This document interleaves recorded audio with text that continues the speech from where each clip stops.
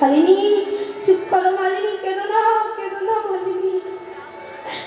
এই কথা যদি আমার মহাপ্রভু জানতে পারে, হরিনাম যে বন্ধ হয়ে যাবে। চুপ করো মালিনী।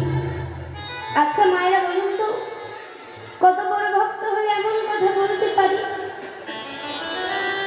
নিজের পুত্র সন্তান মারা যায়, কোন বাবা হয়ে কি স্ত্রীকে বলতে পারে তুমি কেঁদো না? শ্রীবাস এমনই ভক্ত ছিল, হরিনাম ছিল তার মাতা, হরিনাম ছিল তার পিতা, হরিনাম ছিল তার শিক্ষক।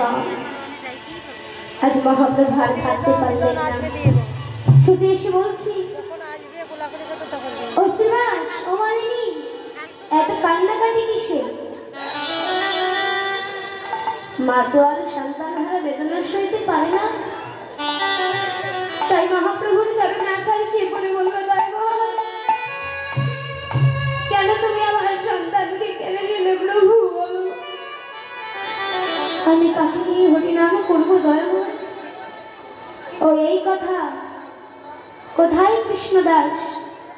নিয়ে চলো তার কাছে আমার। এই বলে কৃষ্ণদাসের কাছে গিয়ে কৃষ্ণদাসের অঙ্গে স্পর্শ করে বললেন, হিরে কৃষ্ণদাস, এমন ভাবে আর কতক্ষণ ঘুমিয়ে থাকবি? ও ও ও হরিনামের কি মহিমা! আস্তে আস্তে কৃষ্ণদাস উঠতে লাগলো, মালিনীকে মামা বলে জড়িয়ে ধরলো। সবাই হরিনাম শুরু করলো, হরি হরি হরি হরি বদনে ধরে হরি ভালো।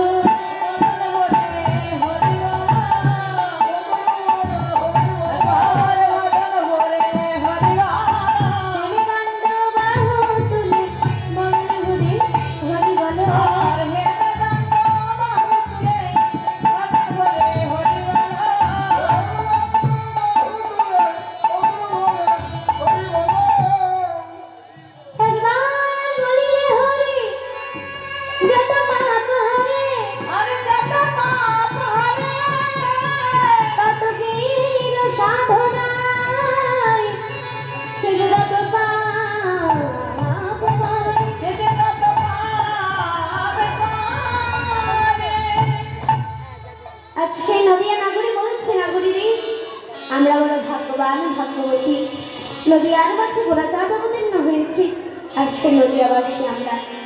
তাই তারা বলছে, আমাদের গৌরে নদে এই না সোনা সোনা নদিয়া। দেখো উলু ধরি জয় ধরি